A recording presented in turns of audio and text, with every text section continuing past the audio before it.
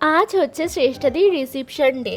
তো আমরা ফ্রেন্ডসরা সবাই 8টা নাগাদ রেডি হয়ে ওদের বাড়ির এখানে এসে ওয়েট করছিলাম লাস্ট মিনিট কয়েকটা গোছগাছের জন্য। তো তারপর সবাই রেডি হয়ে যাওয়ায় আমরা প্রত্যেকে সব তত্ত্বগুলো ভাগ করে নিলাম। তো তারপরে বাস চলে এসেছিলো কন্যাযাত্রী যাওয়ার জন্য, আমরা বাসে উঠে পড়েছিলাম।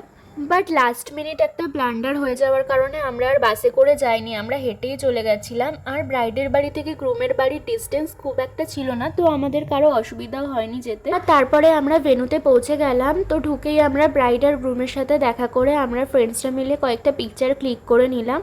আর ওদের যেহেতু সবাইকে অ্যাটেন্ড করতে হচ্ছিল, তো সেইভাবে ভিডিও নিতে পারছিলাম না। আর এখানে দেখো ভীষণই সুন্দর একটা কেক অর্ডার করা হয়েছিল, আর এটা আমার একটা ফ্রেন্ডসই বানিয়েছিল। ভীষণই সুন্দর কেক বানায়, খুবই টেস্টি খেতে হয়। তোমরা যদি কেউ বারাসাতের মধ্যে থাকো তো ডেফিনেটলি ওর কাছ থেকে তোমরা অর্ডার করতে পারো।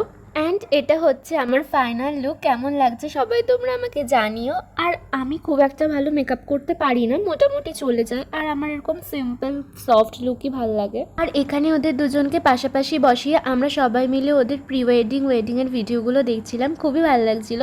আর তারপরে ডিনার করে এসে দেখি এখানে তো অলরেডি নাচ স্টার্ট হয়ে গেছে। আর গান শুনলে আমি একদমই নিজেকে কন্ট্রোল করতে পারি না, তো আমিও এখানে একটু হালকা করে নেচে নিয়েছিলাম।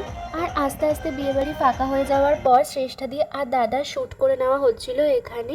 তো ভীষণই সুন্দর লাগছিল দুজনকে দেখতে, খুবই মিষ্টি লাগছিল। তো আজকের ব্লগ এই পর্যন্ত। Stay tune for next video. By.